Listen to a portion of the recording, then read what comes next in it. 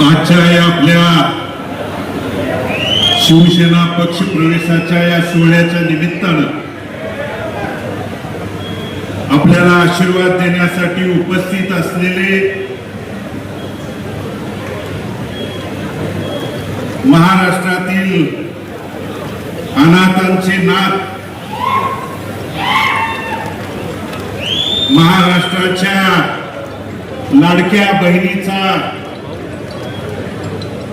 अतिशय लाडका भाऊ म्हणून ज्या महाराष्ट्रानं डोक्यावर घेतलेले आपल्या राज्याचे लोकप्रिय उपमुख्यमंत्री आदरणीय एकनाथरावजी शिंदे साहेब, मंचावर उपस्थित नामदार आदरणीय भरतशेठजी गोगावले साहेब, मंचावर उपस्थित नामदार आदरणीय प्रकाशजी आंबेडकर साहेब, मंचावर उपस्थित आपल्या राज्याचे माजी मंत्री मार्गदर्शक आमदार आदरणीय तानाजीराव सावंत सर, मंचावर उपस्थित राज्यसभा नूतन खासदार डॉक्टर आदरणीय ज्योतिताई वाघमारे मॅडम, उपस्थित खासदार आदरणीय धैर्यशील दादा माने, उपस्थित मार्गदर्शक आदरणीय शहाजी बापू पाटील, आदरणीय चंद्रहारजी पाटील, आदरणीय सिद्धारामजी मेत्रे साहेब, आमदार राजाभाऊजी खरे साहेब, आदरणीय सहकारी मार्गदर्शक अमोल बापू शिंदे, साईनाथ भाऊ अभंगराव, चरणरावजी चौरे, संजय बाबा कोकाटे, शंकरांना धोंडगे, आज या पक्ष प्रवेश सोहळ्याच्या निमित्तानं माझे सहकारी अनिल दादा सावंत, या नगरीच्या नगराध्यक्षा, उपस्थित आपल्यासोबत प्रवेश करणारे सर्व सन्माननीय नगरसेवक, सन्माननीय नगरसेविका, जिल्हा परिषद सदस्य, पंचायत समिती सदस्या, पंढरपूर आणि मंगळवेढा तालुक्यातील तमाम भारतमानांच्या विचारावरती प्रेम करणारे, प्रत्येक गावातील वडीलधारी प्रमुख पदाधिकारी, गावचे सरपंच, आजीमाजी पदाधिकारी, प्रमुख लोक, उपस्थित प्रमुख संस्थांचे पदाधिकारी, सर्व वडीलधारी, उपस्थित मंचावर शिवसेनेचे सन्माननीय सर्व पदाधिकारी, सर्व वडीलधारी, सर्व सन्माननीय पत्रकार बंधू आणि उपस्थित तरुण सहकारी मित्रांनो, आजच्या या पक्ष सोहळ्याच्या निमित्तानं मी आदरणीय शिंदे साहेबांचं मनापासून, अंतकरणापासून या ब्रह्मांड नायक पांडुरंगाच्या नगरीमध्ये त्या ठिकाणी अंतकरणापासून स्वागत करतो. साहेब, 2009 ला या मतदारसंघाची पुनर्रचना झाल्यानंतर देवभूमी पंढरपूर आणि संतभूमी मंगळवेढा या दोन्ही नगरीची हा मतदारसंघ झाल्यानंतर 2009, 2014, 2019 ला तिन्ही वेळेला माझ्या वडिलांनी, भारतनानांनी या मतदारसंघाचं प्रतिनिधित्व केलं. या भागातल्या शेतकऱ्यांच्या, सर्वसामान्यांच्या, बहुजन समाजाच्या अडचणी, प्रश्न, समस्या त्या पवित्र विधान भवनामध्ये मांडण्याच्या, भांडण्याच्या त्या ठिकाणी भूमिका बजावली. परंतु 2020 ला कोरोनाच्या त्या कठीण काळात त्या प्रसंगी दुःखद निधन झाल्यानंतर, त्या अडचणीच्या, संकटाच्या प्रसंगी ज्यावेळी मतदारसंघावरती प्रतिकूल परिस्थिती, अडचणीची परिस्थिती, माझ्या कुटुंबावरती संकटाची, अडचणीची परिस्थिती त्या दरम्यान आली. मग झालेली पोटनिवडणूक असेल, त्यानंतर साहेब 2024 ला झालेली निवडणूक असेल, पोटनिवडणुकीला साहेब 3700 मतांनी मला पराभवाला त्या ठिकाणी सामोरं जावं लागलं. पराभवाला सामोरं जावं लागल्यानंतर राज्यातल्या प्रत्येक नेते मंडळींच्याकडं या मतदारसंघातल्या, तालुक्यातला प्रत्येक प्रश्न पोटतिडकीनं मांडण्याचा, त्या ठिकाणी घेऊन जाण्याची भूमिका मी मांडत होतो, बोलत होतो. परंतु तालुक्यात बऱ्याच लोकांनी सांगितलं भालके संपलेत, भालकेचं काय आहे. पण 2024 ला देखील साहेब निवडणूक लढवत असताना या भालकेचं काय आहे म्हणून त्या ठिकाणी सांगितलं. पण त्या प्रतिकूल परिस्थितीत साहेब डोक्यावरती कुणाचा देखील हात नसताना ती निवडणूक लढवली.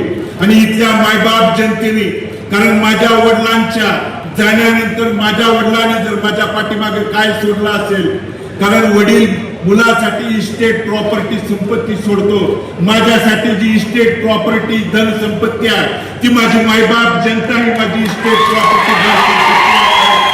मला 1,16,717 मतदार बंधू भगिनींनी आशीर्वाद देऊन पाठबळ देण्याची भूमिका त्या दरम्यान बजावली. 8,400 मतांनी त्या ठिकाणी पराभव स्वीकारावा लागला. पण पराभवाने खचून न जाता लढणं त्या ठिकाणी काळाची गरज आहे. लढणं, कारण साहेब मी आपली भाषणं नेहमी त्या ठिकाणी ऐकत आलेलो आहे. रणांगणातनं त्या ठिकाणी पळ कधीच काढायचा नसतो, रणांगणातनं पळायचं नाही तर प्रत्येक रणांगणातनं पळवायचं काम त्या ठिकाणी करायची भूमिका, पार पाडायची असते भूमिका. आणि म्हणून साहेब 4 महिन्यापूर्वी नगरपालिकेच्या निवडणुकीच्या निमित्तानं, कारण आपल्याला साहेब भेटायला येत असताना ज्या अनाथांच्या नाथ म्हणून ज्या महाराष्ट्रात आपण त्या ठिकाणी साहेब प्रसिद्ध आहे, गोरगरिबांना मदतीचा हात देणं, कार्यकर्त्यांना ताकद देणं, बळ देणं. कारण या पंढरपूरकरांनी नाही तर संपूर्ण महाराष्ट्राने साहेब बघितलं. आज आपण मुख्यमंत्री असताना साहेब पंढरपूरकरच नाही तर संपूर्ण महाराष्ट्र बघत होता. आषाढी वारीला साहेब इतिहासात अनेक मुख्यमंत्री साहेब आले, पण आपण एकमेव असे मुख्यमंत्री आहात की आषाढी वारीच्या नियोजनासाठी अगोदर 2-2 दिवस त्या ठिकाणी, मग वाकडी पासून तो मंदिर परिसराचा प्रत्येक भाग ना भाग फिरून, मग पाण्याची परिस्थिती त्या ठिकाणी वारकऱ्यांना आहे का, पिण्याच्या पाण्याची सोय आहे का, त्याला सावली आहे का, त्याला कुठली गैरसोय आहे का, मोटारीची सोय आहे का, प्रत्येक गोष्ट बघणारा मुख्यमंत्री पंढरपूरकरांनी आणि महाराष्ट्राने, उभ्या महाराष्ट्राने साहेब पहिल्यांदा पंढरपूरच्या इतिहासामध्ये त्या ठिकाणी बघितला. आणि ती भूमिका पंढरपूरकरांनी त्या ठिकाणी अनुभवली आहे, बघितली आहे. आणि म्हणून 4 महिन्यापूर्वी साहेब निवडणुकीला सामोरं जात असताना ही आपली त्या ठिकाणी परवानगी घेऊन आपण सांगितलं, जा लढ, तुझ्या पाठीमागे मी खंबीरपणे उभा आहे म्हणून सांगितल्यानंतर मी इथल्या सगळ्या सहकार्यांना, कार्यकर्त्यांना सांगितलं होतं की आपण त्या ठिकाणी सक्षमतेने ही नगरपालिकेची निवडणूक लढवायची. आणि साहेब निवडणूक लढवत असताना आज जिल्ह्यात अशी परिस्थिती आहे, आमच्या विरोधात लढत असताना आमदार असतील, राज्याचा त्या ठिकाणी या जिल्ह्याचा पालकमंत्री गणपती मंडळाला आरतीला फिरवत असतो, गल्ली गल्ली बोळाबोळाने या जिल्ह्याने प्रत्येक तालुक्यात, प्रत्येक शहरात, प्रत्येक त्या ठिकाणी नगरपालिकेला बघितलंय. येऊन त्या ठिकाणी चौकात त्या ठिकाणी सांगत होता. माझ्या पत्नीला प्रश्न विचारत होता, मला विचारत होता की भालकेजी तुम्ही निवडून आल्यानंतर निधी कुठून आणणार आहे, तुम्ही निवडून आल्यानंतर त्या ठिकाणी निधीला माझ्याकडे यावं लागणार आहे. पण मी त्यांना ठामपणे त्यावेळी सांगितलं होतं, भारत नाना भालकेंच्या तालमीत तयार झालेलं होतं, आम्ही त्या ठिकाणी कार्यकर्ते आहे, निधी कुठून आणणार आहे आणि निधी देणारा हा माणूस आहे इथं बघ येऊन. आणि म्हणून निधी कुठून देणार आहे हा जो त्या ठिकाणी आविर्भाव आहे, गर्वाचा जो त्या ठिकाणी उन्माद आहे बंधूंनो, पांडुरंगाच्या नगरीत ज्या ठिकाणी साधू संतांनी आपल्याला शिकवण दिली आहे, त्या ठिकाणी अतिगर्वाचं जे त्या ठिकाणी जो चढलेला आहे ना, आज जिल्ह्यात प्रत्येक भागात गेल्यानंतर अशा पद्धतीची वर्तणूक, वागणूक त्या ठिकाणी आपल्या जिल्ह्यात राजकारणात, समाजकारणात दिली जाते. अरे शिंदे साहेबांनी मुख्यमंत्री असताना, उपमुख्यमंत्री असताना कधी पक्ष, पार्टी, जात पात, गट तट कधीच बघून त्या ठिकाणी निधीच्या बाबतीत कधी त्या ठिकाणी दिलं नाही. आणि म्हणून ती भूमिका बजावत असताना या गोष्टी त्या ठिकाणी जाणून बुजून काही अडचणी आणण्याचं, गुन्हे देखील दाखल करण्याच्या भूमिका त्या दरम्यान काही गोष्टी साहेब आमच्यावरती त्या ठिकाणी झालेल्या आहेत. आणि म्हणून या 3-4 महिन्याच्या कालावधीत साहेब आम्ही ज्या वेळी आपल्याला भेटलो त्यावेळी निधीच्या माध्यमातून मग आदरणीय तानाजी सावंत सर असतील यांच्या माध्यमातून मी आपल्याला त्या ठिकाणी भेटलो की पंढरपूर नगर परिषदेच्या माध्यमातून साहेब नगराध्यक्ष आणि सर्व सन्माननीय नगरसेवक या ठिकाणी मंचावर आहेत. नगर परिषदेच्या प्रशासकीय इमारतीसाठी साहेब विशिष्ट त्या ठिकाणी वैशिष्ट्यपूर्ण निधीतून 50 कोटीच्या निधीची साहेब त्या ठिकाणी आपल्याला मागणी त्या दरम्यान केलेली आहे. पंढरपूर शहराच्या विकास आराखड्यातल्या रस्ते विकसित करण्यासाठीची साहेब आम्ही त्या ठिकाणी 100 कोटीची मागणी आपल्याकडे केलेली आहे साहेब. यशवंतराव चव्हाण तलाव त्या ठिकाणी परिसर विकासासाठीची 30 कोटीची आपल्याकडे निधीची मागणी केलेली आहे. वैशिष्ट्यपूर्ण निधीच्या संदर्भात साहेब कार्तिक वारी, आषाढी वारी आणि इतर त्या ठिकाणी ज्या वाऱ्यांच्यासाठी जो निधी दिला जातोय तो निधी वारी त्या ठिकाणी आषाढी वारीच्या 10-15 दिवस आधी दिला जातो. पाऊस काळात त्या ठिकाणी कामं झाल्यानंतर काही कामं त्या ठिकाणी निकृष्ट दर्जाची किंवा पाऊस काळात होतात त्यामुळे चुकीची त्या ठिकाणी कामं होऊ नये म्हणून जर आता आम्हाला त्या ठिकाणी दिली तर ती चांगल्या पद्धतीची कामं होण्यासाठी साहेब आम्हाला त्या ठिकाणी ताबडतोब आपल्याला निधी त्या ठिकाणी द्यावा. GFRP जे शॉकप्रूफ पोल साहेब आम्ही त्या ठिकाणी आपल्याकडे मागणी केली की जेणेकरून शॉकप्रूफ पोल जे विजेचे त्या ठिकाणी शॉक लागून इथं जवळजवळ 25-30 लाख आषाढी त्या ठिकाणी जे यात्रा आषाढीच्या वेळी भरते त्यावेळी कुणालाही इथल्या वारकरी येणाऱ्या महाराष्ट्रातल्या येणाऱ्या वारकऱ्यांना शॉक लागणं त्या ठिकाणी दुर्घटना होऊ नये म्हणून त्या दरम्यानची त्या निधीची त्या ठिकाणी मागणी केलेली आहे. पंढरपूर शहरामध्ये साहेब त्या ठिकाणी अद्ययावत असं क्रीडा संकुलाचं त्या दरम्यान मागणीचं आपल्याकडे ती मागणी केलेली आहे. आणि दुसरं जे संतांची नगरी म्हणून मंगळवेढ्यामध्ये साहेब जी प्रसिद्ध आहे त्या नगरीमध्ये 24 गावच्या उपसा सिंचन बाबतीतला योजना आहे.